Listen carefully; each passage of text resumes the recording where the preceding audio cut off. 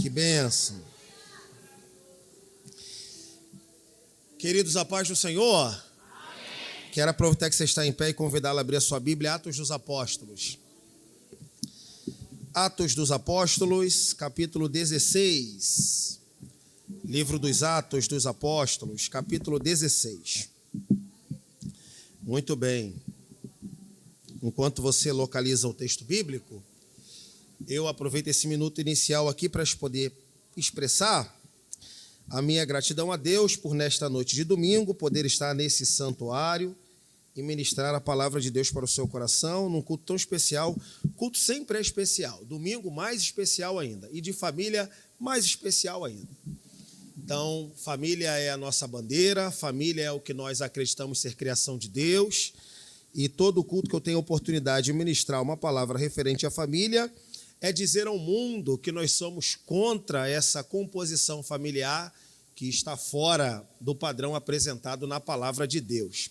E eu acho que nós, como Igreja do Senhor, precisamos juntos levantar essa bandeira e dizer não a essa composição de família que desestrutura o modelo da criação de Deus. Quero agradecer ao pastor também, o pastor Zé Mário.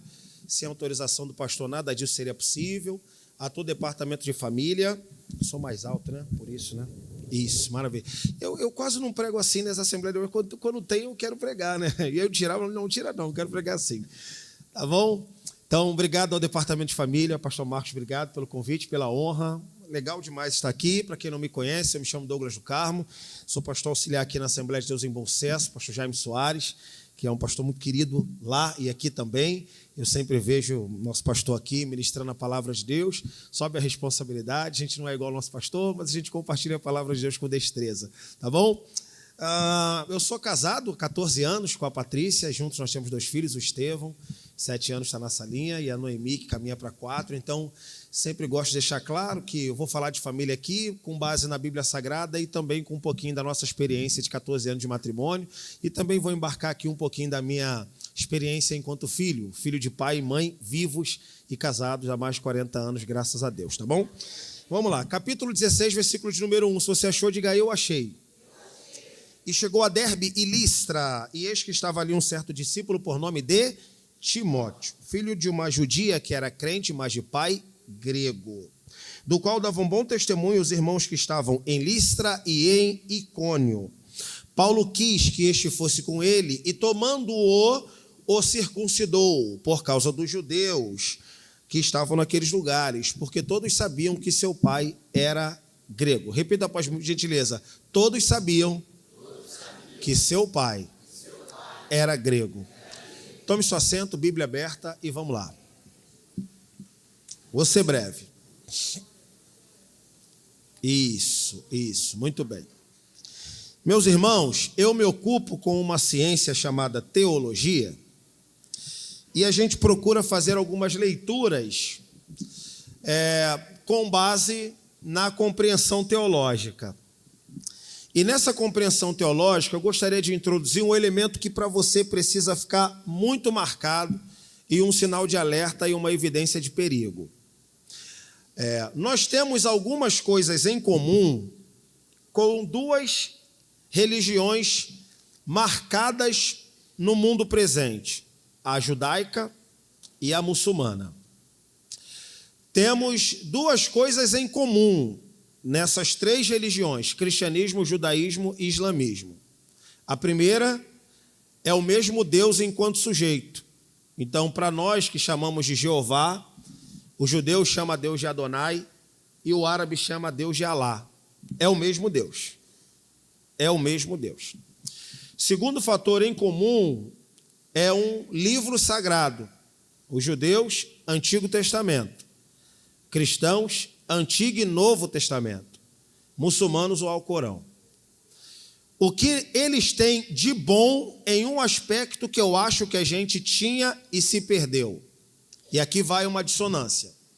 O judeu e o árabe não permitem, dentro do mesmo núcleo familiar, alguém que tem uma fé diferente da fé muçulmana ou da fé hebraica. Não permitem.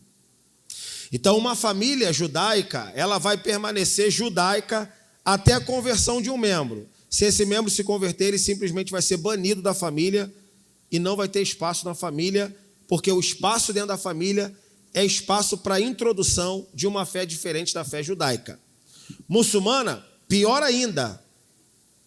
Você dificilmente vai ver alguém com uma fé judaica, uma fé cristã ou uma fé budista sentado à mesa numa família muçulmana. Impossível, praticamente. A família cristã começou assim. A família cristã começou assim. Mas em algum momento da história, e eu não era nascido, ela flexibilizou, e hoje o quadro é normalmente uma família inteira em que se tem cristãos, ex-cristãos que não confessam mais a fé, mas permanecem no núcleo familiar, católicos, espíritas, ateus e indecisos. Todos eles se reúnem no Natal, todos eles se reúnem no aniversário e de maneira inicial afirmam: olha, é bom estar em família, mas não toquemos em política, futebol e religião, senão dá briga. Não sabemos onde perdemos o rigor de levar adiante a importância de colocar a fé, o cristianismo, o que nós cremos, como questão primária na composição de uma família. E o restante, aí sim, é secundário. Mas me parece que a gente perdeu e a gente flexibilizou, e hoje a gente tem 2/3 das famílias cristãs brasileiras que ainda não podem dizer: eu e a minha casa serviremos ao Senhor. Eu que vos falo sou um deles. Filho de uma mãe assembleiana e filho de um pai, membro de um bar no bairro do Caxambi. Quando era solteiro, morando com um pai que a essa hora, 20 horas e 30 minutos, deve estar alcoolizado, agora deve estar alcoolizado, e a minha mãe, membro da Assembleia de Deus de São João de Meriti, pastor Edgar Santos de Amorim. Chegávamos em casa, 4 filhos, e observávamos um quadro e um outro quadro. Eu me lembro de um texto de Paulo que diz: deve ser o seu quadro, ou pode ser o nosso, que aqueles que são da carne não se inclinam para a coisa do espírito. Você acha que eu me inclinei para a coisa do espírito? Não, para a coisa da carne. E assim eu me afastei e regressei com 22 anos de idade. Eu tenho um irmão falecido e um irmão que não voltou até hoje. O que eu quero dizer para você é que assim como desenha o modelo da minha família, e hoje eu sou chefe de família, casado com a Patrícia e 2 crianças, temo ser autossabotado e pagar pelas minhas próprias palavras daqui a 10 anos, 15 anos. É você que falou, entrou para o quadro. O que significa dizer que alguma coisa está errada, falta de rigor, falta de exemplo, aí a conversa não termina. O que eu quero dizer para vocês nessa noite é que esse quadro é real, é preocupante. E qual é a reação que a igreja precisa ter? É responsabilidade de quem? Do departamento de família? É responsabilidade da flexibilização? É responsabilidade sua enquanto pai? Péssimas escolhas com critério de avaliação errados. A discussão não termina. Não importa agora a discussão, só importa no momento a gente saber o quadro. E o quadro é preocupante. Preocupante, pois nós vivemos hoje um quadro de desigrejados que somatiza 50 milhões de evangélicos no seu modo geral. 1/5 desse quadro vive hoje uma experiência de se dizer ex-evangélico. Então, quando a gente observa esse quadro social, isso traz apreensão para o nosso coração, e quero dar um recado para você, pai, você, mãe, que você precisa encontrar as brechas dentro do seu núcleo familiar para que você não entre para esse quadro. E se você já está nesse quadro, lamento te informar, é um quadro que, de certo modo, leva-se bastante tempo para reverter, porém, nós acreditamos em um Deus que não está preso a tempo, espaço e circunstância. Basta uma palavra dele e reverte o quadro. Vai ser necessário, porém, fé. muita fé, perseverança e um pouco de choro que não faz mal para ninguém. Ponto. Quero apresentar para vocês uma família com um quadro bastante abrasileirado. A família de Timóteo. A família de Timóteo é uma família que tem um retrato bastante brasileirado, ou brasileiro. Ou seja, a família de Timóteo é uma família que representa essa falta de rigor, falta de critério na escolha. E aqui eu tenho alguns minutos e quero pontuar alguns aspectos que considero centrais de maneira preventiva. Repita após mim, por gentileza. De maneira preventiva. Beleza. O que eu quero dizer aqui, portanto, nessa hora, é que eu costumo ser deselegante nas palavras e eu não quero ser ofensivo. Então eu quero ser preventivo. Mas, diga-se de passagem, a gente precisa comunicar a verdade. Eu não posso falar de família com poesia e romance quando o quadro não é nada agradável. Então, diante desse quadro, eu vou pontuar aqui pelo menos 4 aspectos da composição familiar desse homem, desse moço, chamado Timóteo, e que seja, de certo modo, preventivo para você, tá bom? Primeiro ponto, vamos lá. Timóteo aqui é um garoto de pelo menos 18 a 19 anos. Considere aí as margens de erros, porque a Bíblia não diz. Nós temos um judeu, filho de uma judia, com 18 anos não circuncidado. Tem algum problema aqui? Já tem algum problema aqui. Porque se o versículo diz para nós, no versículo 3, que Paulo toma esse garoto e circuncidou com 19 anos, por que esse garoto não foi circuncidado ao 8º dia? Esse garoto não foi circuncidado ao 8º dia porque há discordância lá dentro. A discordância de um pai que ele é grego, e muito grego, diga-se de passagem. O grego não aceitava o rito da circuncisão. Enquanto que o judeu acreditava que para ser filho de Deus e aliançado com Abraão tinha que fazer, você tem um pai que contesta que provavelmente exerceu mais autoridade do que a mãe. Então nós temos um garoto, Timóteo, que é diferente do que o pastor Zé Mário fez aqui, apresentou uma criança. Esse cara não foi apresentado, não. Esse garoto provavelmente não foi apresentado. Não foi, você pense num judeu, não foi apresentado, porque a apresentação é no 8º dia, quando ele recebe o nome de batismo e a circuncisão. Esse garoto não foi apresentado, esse garoto não teve escola dominical, esse garoto não teve congresso infantil, esse garoto não poderia pisar nos pavilhões do santuário. Os cavaleiros aqui sabem, teólogos e professores de teologia sabem muito bem que é proibido, ele tinha que entrar num pavilhão, que era o pavilhão dos incircuncisos, pavilhão dos pagãos. E se você pensa que não havia fiscalização, havia. Dá uma lidinha lá depois em Gálatas 2, que eles fiscalizavam para saber se era, tá? Em caso de desconfiança. Então nós temos aqui um garoto que desejou, quem sabe, ter uma infância na igreja, mas não teve porque a mãe contraiu um casamento com alguém que discordava. Qualquer semelhança não é mera coincidência, tá? Não é mera coincidência. Nós temos aqui um garoto que foi privado de uma infância religiosa potente, tal como fora outro garoto, Saulo de Tarso. Esse garoto foi completamente proibido de desenvolver uma infância religiosa. E aí a altura desse campeonato, rapaz, tem isso aqui. Sininho. Ajuda aqui, por favor. Eu nunca tinha visto um sininho, Eu espero que o pastor José Mário não toque o sininho para mim. Brincadeira. Presta atenção aqui.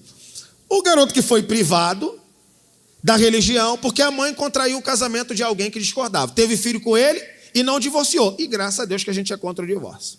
Agora, não tem como. Esse garoto aqui está sendo privado da religião porque o pai e a mãe discordam. E aí, me permita fazer a primeira aplicação. Você sabia que esse é o principal fator fundante do afastamento de um jovem que cresceu na igreja e que chega em determinado momento ele debanda? Muitas vezes a incoerência não é simplesmente porque ele conheceu um outro segmento que o atraiu. Às vezes é uma discordância dentro da própria casa. E aí eu quero dar um conselho para você e embarcar aqui uma experiência de filho. Tolo é o pai e tolo é a mãe que pensa que o filho de 12 e de 13 são tolos. Eu tive 12 anos e 13 anos. E minha mãe e meu pai tentavam passar uma cortina de fumaça como se eu fosse um imbecil. E eu não era um imbecil. Eu estava fazendo uma leitura, só não expunha a opinião, que apanhava. Eu não colocava a minha opinião, mas eu fazia uma leitura. tem 12 anos, 13 anos. Discernimento suficiente para entender. Olha, eu não agiria dessa forma. Mas não falava nada, porque se falasse... Eu não falava nada, mas eu estava ali dentro do meu quarto com 3 irmãos, eram 2 quartos, o do meu pai e da minha mãe, e um para 4 irmãos. Eu era mais novo. Mas eu ali, eu conseguia tirar a minha conclusão. Só não expunha, não colocava para fora a minha conclusão, mas fazia uma leitura. Então eu quero deixar um recado com muita educação para você pai e para você mãe. Eu trabalho no segmento de família, só que eu não faço uma leitura poética nem romântica. A minha leitura é real e teológica, porque é o segmento que eu participo, que eu me ocupo. Então a gente consegue observar que muitos depoimentos de garotos e de garotas que optam por sair da igreja quando tem a idade da autonomia, não é porque a igreja está chata, porque a igreja envelheceu, porque a igreja é tradicional, porque a igreja é conservadora. É porque muitas vezes ele não consegue observar o pai e a mãe correspondendo àquilo que exercem. Isso é um grande problema. Quem concorda, diga amém. Isso é um grande problema. Aí você vê o pai dócil, em casa rigoroso. Pai que trata a esposa como uma dama, em casa sabe Deus se trata. E por aí vai, que aí a coisa não tem fim. Só estou dizendo para você que, pai e mãe, você precisa talvez tirar a responsabilidade de um desânimo espiritual do filho por causa da igreja e tentar trazer essa responsabilidade para você. Será que meu filho e minha filha não estão animados porque eles não conseguem ver um exemplo em casa? Não sei da sua casa. Agora, da casa de Timóteo, tinha discordância lá, e a discordância era, no mínimo, tinha 1,5 décadas de idade. Difícil alguém sobreviver num quadro desse, hein? Difícil alguém sobreviver num quadro desse. Quem entendeu, diga amém. Amém.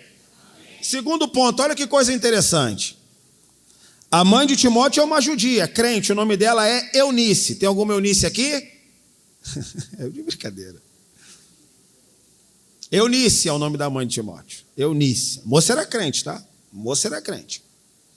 Eunice. Bom, o nome do pai de Timóteo, não sei. A Bíblia diz que é grego e diz 2 vezes. E diz 2 vezes. Todo mundo sabia que seu pai era grego. Pode acreditar no que eu estou te dizendo. Essa redação de Lucas assim, todo mundo sabia que seu pai é grego, é para sinalizar, ó, é contraste. Judia, creia em um Deus só. Grego, 32 mil, só em Atenas. É do fogo, da água, é do gelo, é da agricultura. Aí a mãe de Timóteo ora um só. O pai dela, rapaz, qual é o Deus que a gente vai apelar hoje? O Deus do fogo, o Deus do mal, o Deus do gelo, o Deus da agricultura, o Deus do vinho. Meu irmão, dormir com uma pessoa dessa não devia ser fácil. Não devia ser fácil.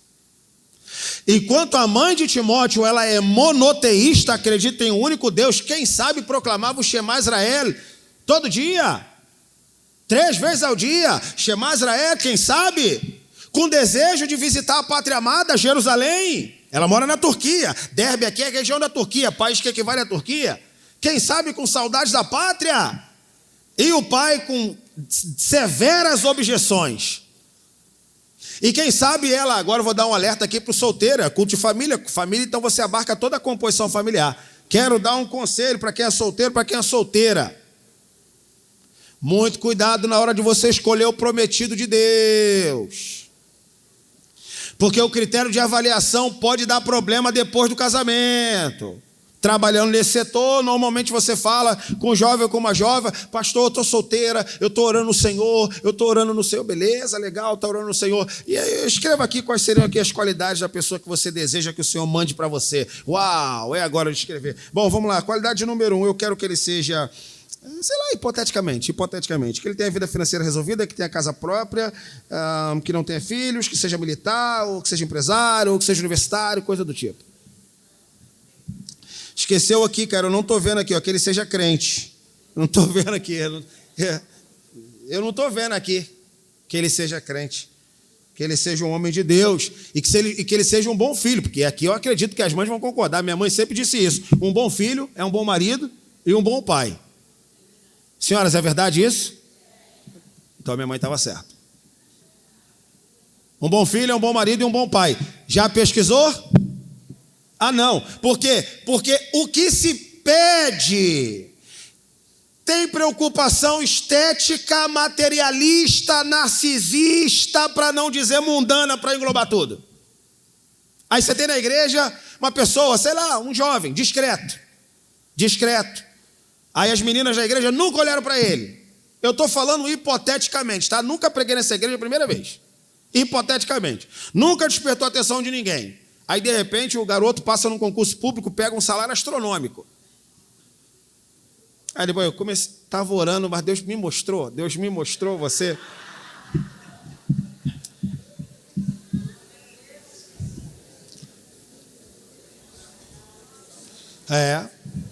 Eu morei no Complexo Alemão. 12 anos eu morei no Complexo Alemão. Eu sei o que o pessoal da comunidade gosta. Eles gostam da menina da igreja.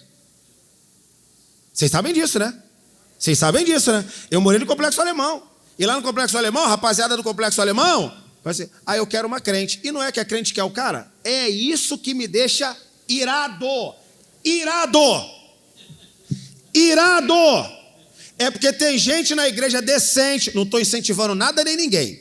É no tempo de Deus, é na hora de Deus, é na promessa de Deus. Eu não estou incentivando nada nem ninguém. O que eu estou falando é que eu estou vendo um casamento com uma discordância de pelo menos de 0 a 18 anos, e eu quero prevenir você. E eu vi isso dentro da minha casa. Hoje não, casei com a Patrícia, só casado com ela. Mas minha infância inteira, vendo meu pai prometendo entrar na igreja. E alguém já falou, só promessa. Pode ser que tenha sido o marido de alguém também aí. Entra, minha filha, entra, minha filha, entra que eu vou te apoiar. Entra, minha filha, que eu vou te apoiar. E você entrou e cadê ele? Deve estar vendo futebol essa hora. Então, eu quero ser bastante educado, mas de maneira preventiva, dizer para vocês, irmãos e irmãs, solteiros e solteiras, que estão aguardando a chegada da composição familiar, escolha com o olhar direito. Porque beleza passa, saúde também. Isso é uma coisa bacana e legal, é você construir uma família sólida, uma família saudável, a partir de um engendramento divino. Mas não, me parece que os critérios são bastante materialistas. E aí quando a gente vê, tá bom, depois casou, e aí primeiro ano, segundo ano, terceiro ano, e aí vem as crises, e a incompatibilidade de deuses, de ética, de fé, vai passar na prova o dia inteiro. E aí vai identificar a cruz. A cruz é marido, a cruz é esposa. Eu estou cansado de ver isso na Assembleia de Deus. Está pensando que a cruz é de madeira? A cruz é marido. Não é verdade isso aqui, cavaleiros? A gente é pastor. Eu não sou pastor de igreja, mas pastor, a gente vai para um momento ali de conversa, de atendimento. Pastor, me ajuda. Problema com o marido. Então essa é a sua cruz, né? Pastor, essa é a minha cruz. Em que a nossa cruz, deveria ser o nosso próprio preço sendo pago para tentar imitar proximamente o Senhor Jesus, e nada de salvação por meio de mérito, eu detesto isso. Mas não, cruz é marido, cruz é filho afastado, cruz é filha perdida. Pô, não deveria ser. Quem concorda, diga amém. Tá doendo aí, não tá, meu irmão?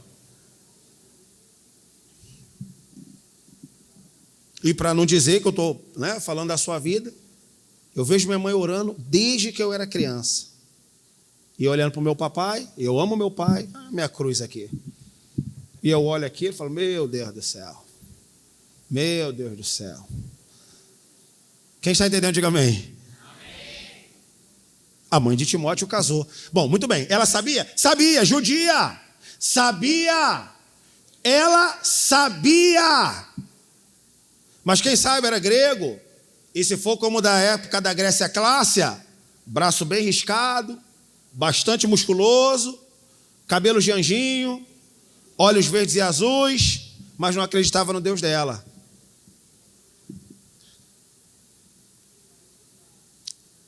Deus está falando com gente aqui.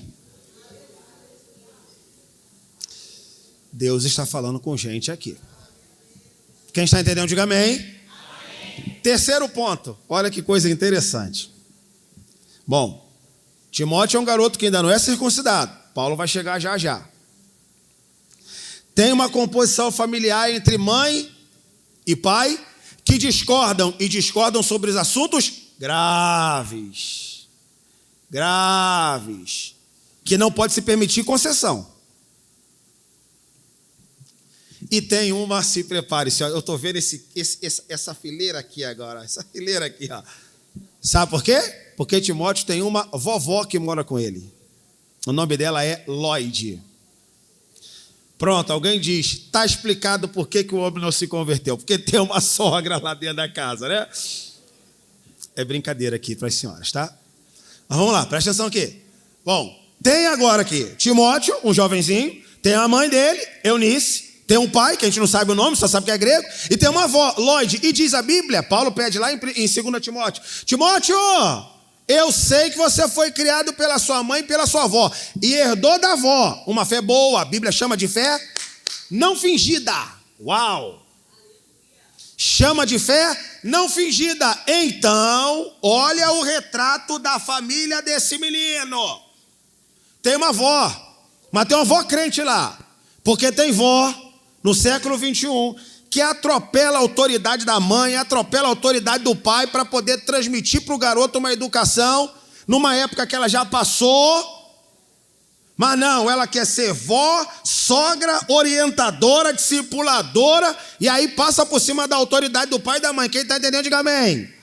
Se prepare para a informação. Estava pregando um dia desse, conversando com uma pessoa, era um tema de família, e o pastor falou assim para mim, eu trabalho em fórum, e atendo todos os casos de divórcio na antessala, ou seja, antes de assinar o divórcio, o jurídico ainda entende que pode ter uma conversa. Ele é a pessoa que faz a conversa. Vai assinar o divórcio. A sala seguinte vai assinar o divórcio. Aí ele é o responsável por conversar, tentar reverter. O homem é pastor. Irmão, olha onde Deus colocou esse pastor. Para você ver como é que muitas vezes Deus nos trata como uma peça. Quero você lá.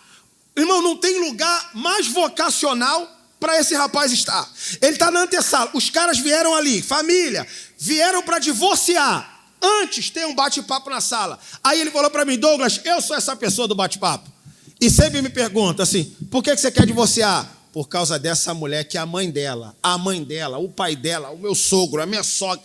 Ele falou, majoritariamente os casos de divórcio. Majoritariamente os casos de divórcio são interferência dos papais e das mamães que não emanciparam os seus filhos. Majoritariamente. E eu estou vindo aqui pela primeira vez, eu não vou perder a oportunidade, vou embarcar. Quem sabe eu estou falando para você aqui, vó, sogra ou vô e avô, né? Avô e sogro. Tem limite a sua intervenção. Tem limite a sua ajuda. Tem limite a sua participação. Tem limite. Fala para essa pessoa que está do seu lado, por gentileza. Tem limites. Muito bem, tem limites, meu irmão. Tem limites. Eu aprendi essa frase, ela é de internet. Internet tem coisa ruim, também tem coisa boa. Essa frase é de internet. A frase é basicamente assim: quem criou filhos pode mimar netos.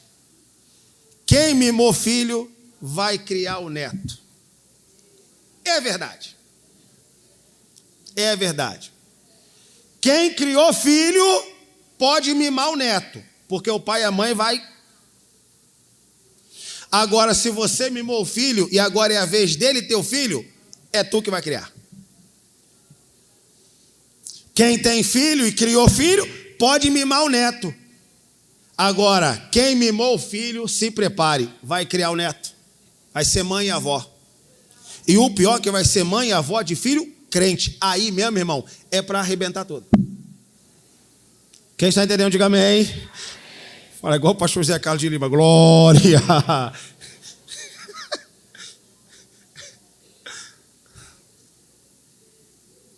Muito bem. Não é o caso da avó de Timóteo. Não é, graças a Deus. Graças a Deus. Vamos lá. a avó de Timóteo, mesmo sabendo que o marido da filha não é crente, consegue introduzir o garoto nas sagradas letras e numa fé não fingida. Quando Paulo dá depoimento do garoto, em 2 Timóteo, capítulo de número 3, Paulo diz: Timóteo, desperta em você uma fé não fingida, beleza? E essa fé não fingida habitou primeiro em tua avó, Lloyd, depois tua mãe, Eunice, e estou certo de que também habita em ti. Opa! Essa avó de Timóteo era uma avó assembleiana, graças a Deus. Aquelas avós assembleianas que não passavam a mão na cabeça do neto. E enquanto você tem neto e tem neto, é para você instruí-lo no caminho do Senhor. Não é para ficar dando danoninho, não. Ou só Danone. Neto só procura, vó me dar um dinheiro. Vó faz um pix, na minha época não tinha pix. Vó me dá um dinheiro. E eu quero deixar uma palavra aqui para quem tem avô e para quem tem avó. Não é culto de família? Então segura. Eu quero dar uma palavra para quem tem avô e que tem avó vivo. Eu não tenho mais. Mas eu sepultei, enquanto pastor, 2 avós. Honrei. Fiquei adulto, fui para pedir dinheiro não, fui para buscar conselho. E meus avós nem crentes eram. Meus avós morreram, era criança, não lembrava de nada.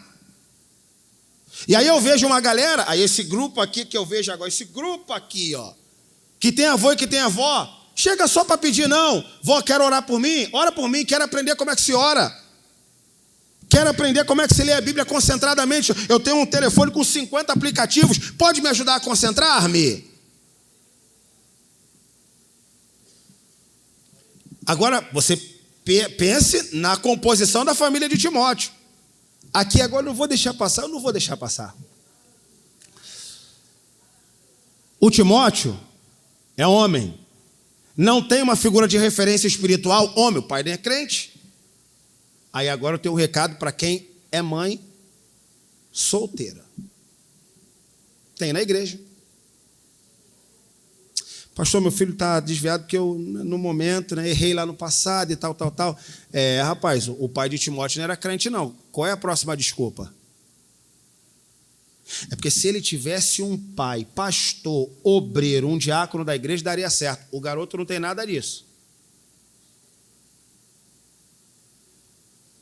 O garoto não tem referência masculina, ele não tem. Não virou gay. Não deixou de ser obreiro. Não deixou de ser um substituto do apóstolo Paulo. Eu não estou querendo eliminar a referência masculina. Eu não sou louco. Quem tem, tem. Quem não tem, trabalho dobrado. O que não pode é relaxar e dizer, ou colocar, abre aspas, palavra feia, a Deus dará. Ah, partiu. Condolências. Vai ter que ter trabalho dobrado. O que você não pode é exportá-lo para o mundo. E no que depender de nós, quem acredita, diga amém. Amém. E no que depender de nós, não faltará empenho, esforço, atividade, para que a gente possa proteger as nossas famílias de qualquer contato pernicioso com o mundo. Quem acredita nisso, diga amém. Amém. Último ponto. Chega Paulo de Tarso. Uau! Chega Paulo de Tarso na casa. É verdade que ele já tinha passado lá na primeira viagem missionária. Aí o Paulo de Tarso chega. Chega na casa, ele, rapaz, vó, mãe, pai, o garoto não é circuncidado. Galalau, 18 anos, tem problema. Coloca na tela, a galera aí pode colocar na tela, Atos 16, versículo 3, por gentileza. Já estou encerrando. Paulo quis que este fosse com ele. Você vai comigo. Paulo está chateado, rompeu com Barnabé. Está precisando de um garoto para treinar. Silas embarcou. Agora é Paulo, Silas, Timóteo chega e entra Lucas depois. Aí agora você tem... Paulo quis que esse fosse com ele, um garoto. E tomando, o circuncidou por causa dos judeus, porque todos sabiam que seu pai era grego. Em outras palavras, já sei que o pai dele é grego, vão fiscalizar o garoto. Por isso que eu vou pegar, vou circuncidar, porque como todo mundo sabe que o pai dele não é grego e discorda, vão fiscalizar. E era arriar a calça mesmo, tá? Depois eu explico aí para vocês, caso haja algum tipo de discordância. Paulo chega e o garoto sai de casa. Repita para mim, por gentileza. O garoto. Fala um pouquinho mais forte, irmão. O garoto saiu de casa. Ok, beleza. Sai de casa para não voltar nunca mais. Pelo menos não há mais relato bíblico. Mas com toda dificuldade, a avó e a mamãe entregam para a obra de Deus um discípulo. Com todas as objeções, com todas as contrariedades, sai de casa para fazer a obra de Deus um discípulo. Tenho 2 filhos e posso pagar com a língua. O que não vai faltar em mim é empenho, e minha esposa mais ainda, porque eu estou na rua pregando. E minha esposa, meu filho veio no carro recitando o Pai Nosso de cabeça. Nem eu sei o Pai Nosso de cabeça, ele já sabe.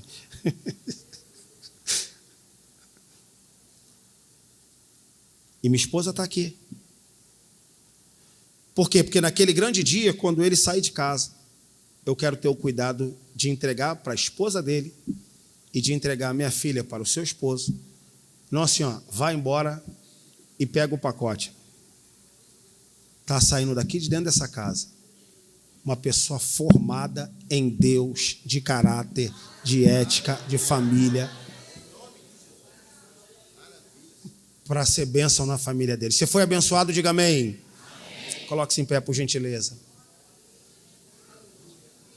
Quero fazer uma oração e passar a palavra. Culto de família, hein, gente? Sobrou para todo mundo. Avô, avó, sogro, sogra, pai, mãe, neto, neta, obreiro. Pai querido, Pai amado, obrigado, Senhor, por essa oportunidade que tivemos de pensar e de refletir sobre um tema tão importante que é o tema da família. Guarda a tua igreja aqui em Caetés, guarda cada família, Senhor, desse ministério, nessa região de Bom Sucesso e adjacências, Senhor, que a tua boa mão, Senhor, estanque essa evasão, que o teu nome seja glorificado. Nós te entregamos todos aqueles que são avós, pais, mães, obreiros, obreiras, esposo, esposa, neto, neta, toda essa composição familiar. Senhor, coloca a tua mão, Senhor, a tua mão que corrige, a tua mão que repara, a tua mão que transforma, a tua mão que direciona, a tua mão de cura, a tua mão que prospera, uma casa, uma família. Família é criação tua, e nós não abriremos mãos dos princípios da família diante de tantas dificuldades que assediam a igreja nessa sociedade caída, perversa, corrupta, que diz não para a família. Nós, pelo contrário, dizemos sim, sim para a família, macho e fêmea, sua prole. Pai, no nome de Jesus, Senhor, movimenta as águas, Senhor, para que as famílias cristãs possam estar repletas de membros que confessam, que te amam, que te adoram, que celebram a tua presença, Senhor, dentro do ambiente doméstico. Que essa mesa, a mesa de casa, a mesa em que há reunião, possa ter o Senhor como centro, o Senhor como Deus, o Senhor como Salvador, para a honra e glória do teu santo nome. Nós oramos por todas as famílias representadas nessa noite e por todas aquelas famílias que nesse momento não estão, todas elas representadas, mas se há só membros dessa família, que haja uma multiplicação, que haja aliados lá, para que mais pessoas possam entregar a sua vida para Jesus Cristo. Nós oramos assim, em nome de Jesus. Se você acredita nisso, diga: eu creio. Deus abençoe sua vida. Até a próxima, permitindo o Senhor. Lá fora